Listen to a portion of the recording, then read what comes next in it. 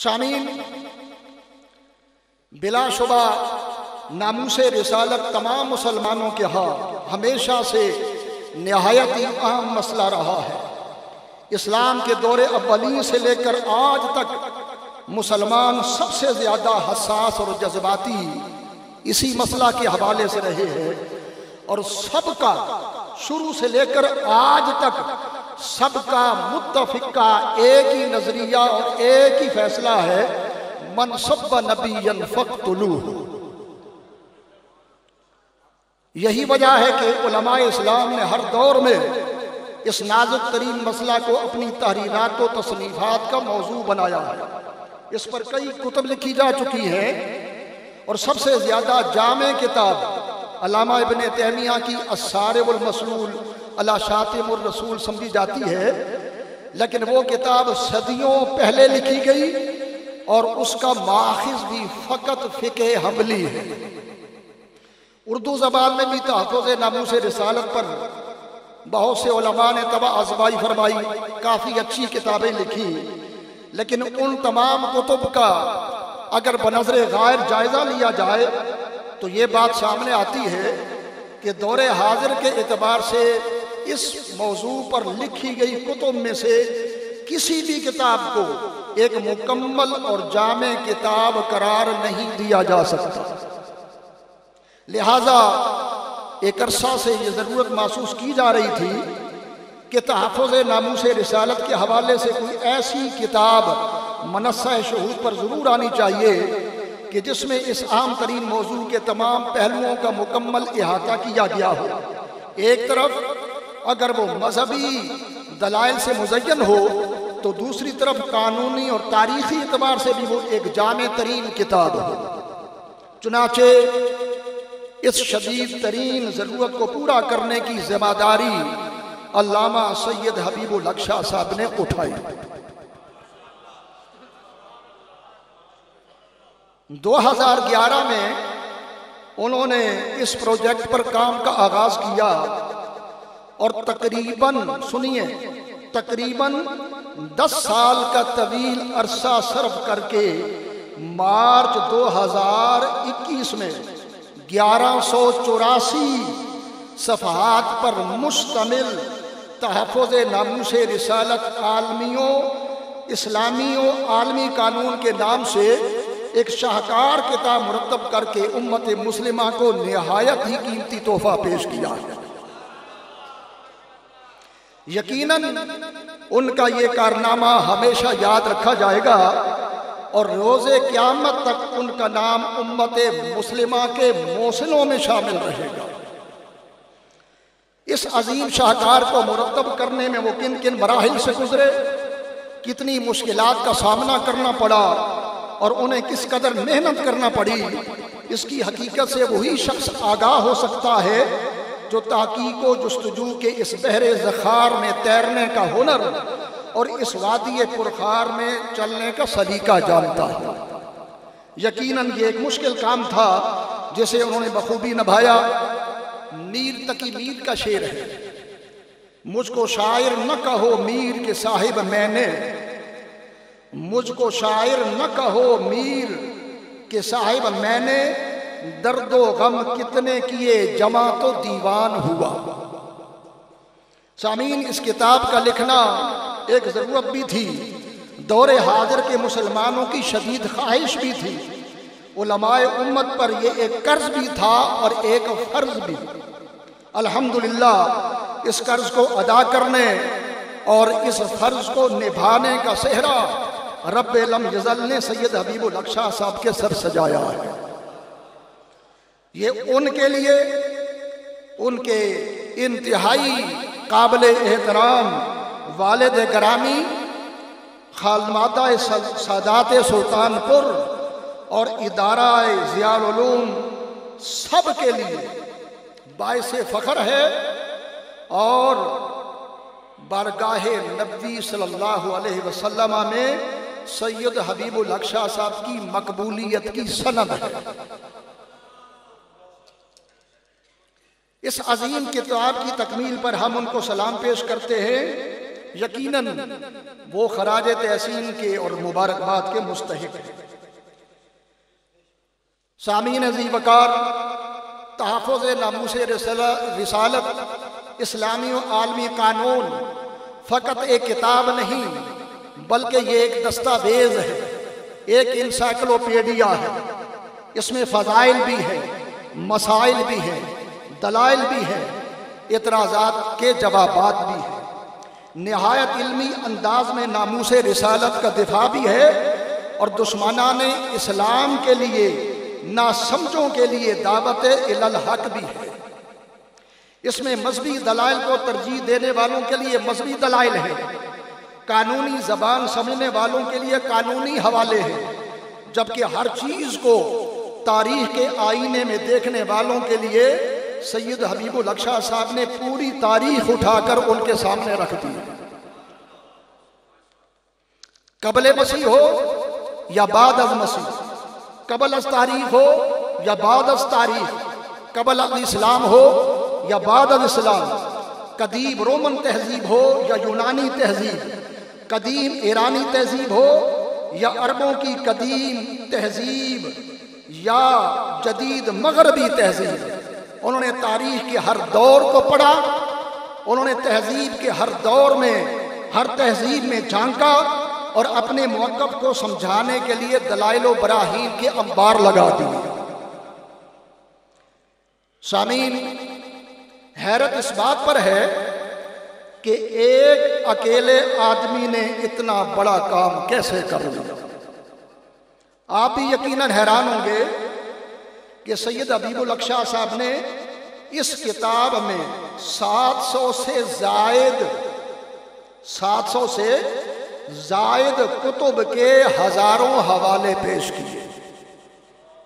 یعنی اس کتاب کا ماخذ 700 کتابیں ہیں۔ اچھا آگے دیکھیے،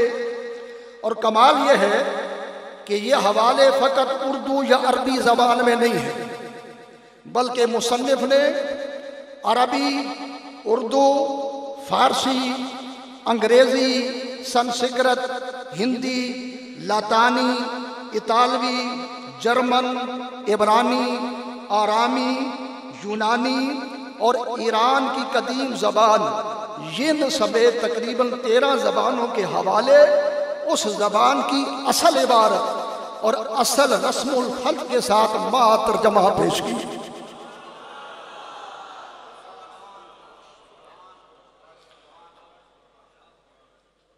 سرزادہ صاحب نے حضرت آدم علیہ السلام پر نازل ہونے والے صحیفے، حضرت آدم علیہ السلام پر نازل ہونے والے صحیفے بک آف ہیون کا تذکرہ بھی کیا۔ حضرت ادریس علیہ السلام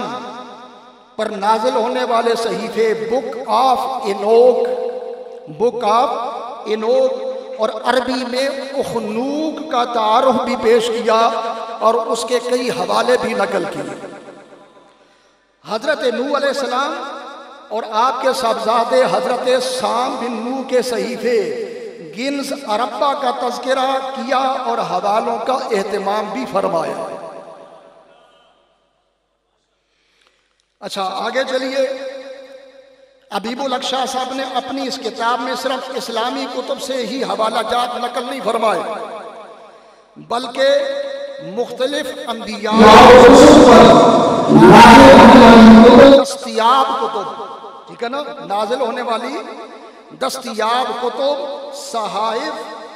انجیل کے مختلف نسخوں، تورات، تالمود، اوسطا، وید جیسی قدیم کتب سے انہوں نے استفادہ کیا، حوالے نقل کیے۔ نیز ہندو مت، بدھ مت، جین مت، سابیت، مسیحیت، یہودیت، مجوسیت اور دیگر مذاہب و ادیان سماویہ اور غیر سماویہ کی کتب سے انہوں نے سینکڑوں حوالے نقل کر کے اپنے مدعا تحفظ ناموس رسالت کو ثابت کر کے ایک کارنامہ سر انجام دیا ہے۔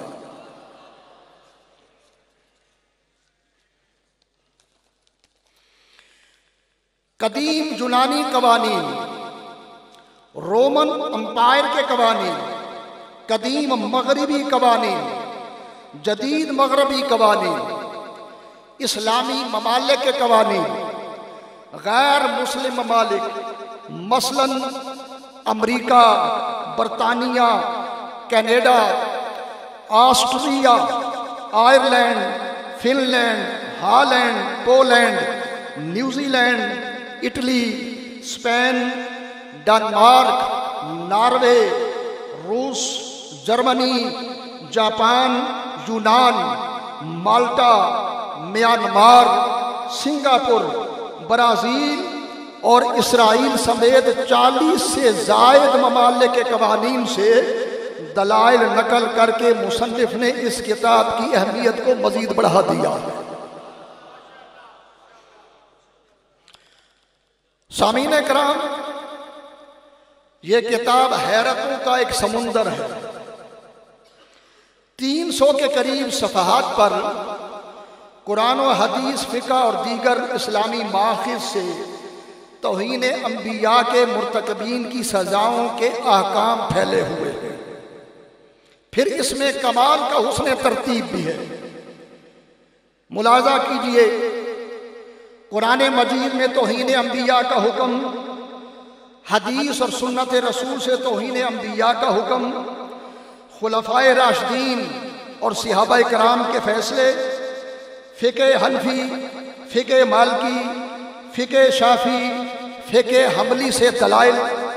فقہ جعفریہ کا راجح قول، عبادیہ، اسماعیلیہ، ظاہریہ اور معتزلہ کے نزدیک گستاخ رسول کا حکم، کتب ادیان عالم بالخصوص صحف سماویہ میں انبیاء اور مقدس ہستیوں کی توہین کرنے والے کا حکم، یہ سب اس شاہکار تصنیف میں موجود ہے۔ اچھا، یہاں ایک اور بات جو ہے وہ میں ضرور کہنا چاہتا ہوں۔ اب ویسے تو ان کی کتاب کی تفصیلات سن کر خوش ہو رہے ہوں گے، لیکن یہ بات سن کے اور زیادہ خوش ہو کہ علامہ سید حبیب الحق شاہ صاحب نے اپنی اس کتاب میں یہ بات بھی واضح کی ہے کہ تمام ادیان عالم چاہے وہ آسمانی و الہامی مذاہب ہوں، چاہے وہ غیر آسمانی غیر الہامی مذاہب ہوں، ان کی ہر مذہبی کتاب میں آمد مصطفیٰ صلی اللہ علیہ وسلم کی بشارت ضرور موجود ہے۔ انہوں نے اس پر دلائل بھی دیے اور حوالے بھی نقل فرمائے۔ کتاب میں خاص طور پر ہولوکاسٹ سے متعلق یورپی ممالکی قوانین جو ہے ان کی تفصیلات بھی بیان کی گئی ہے۔ مصنف نے آزادی رائے کے نام پر مغربی ممالک کی منافقت، ان کے دوغلے پن اور مسلمانوں سے انتہائی متعصبانہ رویے کا پردہ بھی چاک کیا ہے۔ آپ کو بتاتا چلوں کہ مغربی ممالک میں اگر کوئی شخص مسلمانوں کی دل آزاری کرے تو وہ لوگ اظہار آزادی کا راگ الاپنے لگتے ہیں، لیکن جب کوئی شخص ہولوکاسٹ کے بارے میں بات کرنے کی جرات کرے تو اسے سزا دے کر جیل بھیج دیا جاتا ہے۔ سامعین، مصنف نے کتاب میں مختلف مذاہب کی اصل کتب، فرق اور عقائد کا تعارف بھی دیا ہے۔ کہا جاتا ہے کہ انجیل کے اس وقت دنیا میں تقریباً 131 نسخے ہیں۔ انجیل کے دنیا میں 131 نسخے، اور حبیب الحق شاہ صاحب کو 50 کے قریب یہ نسخے میسر ہوئے۔ انہوں نے ان نسخوں کا تعارف بھی دیا اور اس کے ساتھ ساتھ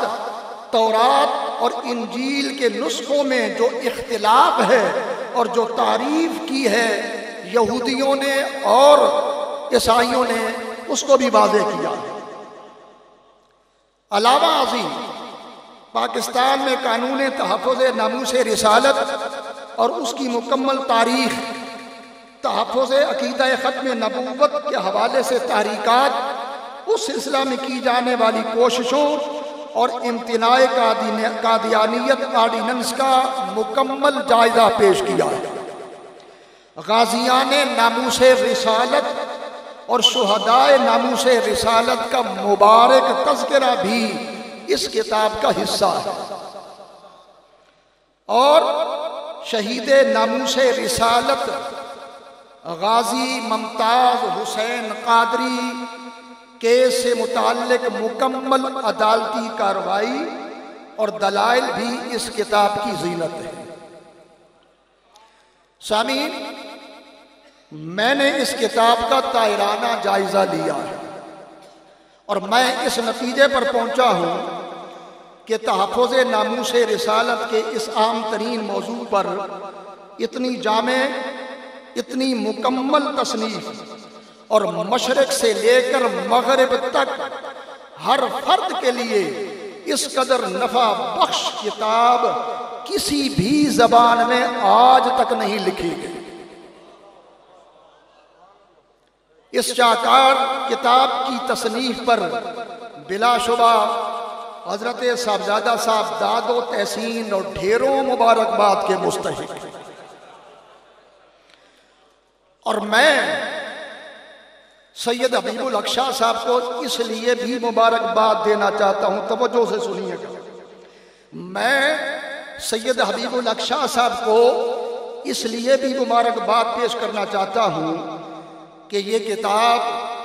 جب حضور نبی کریم صلی اللہ علیہ وسلم کی بارگاہ اقدس میں پیش کی جائے گی تو آپ کتنے خوش ہوں گے،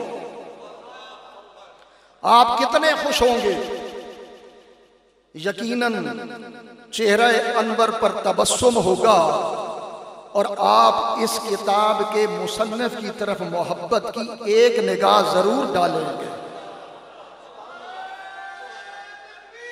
اللہ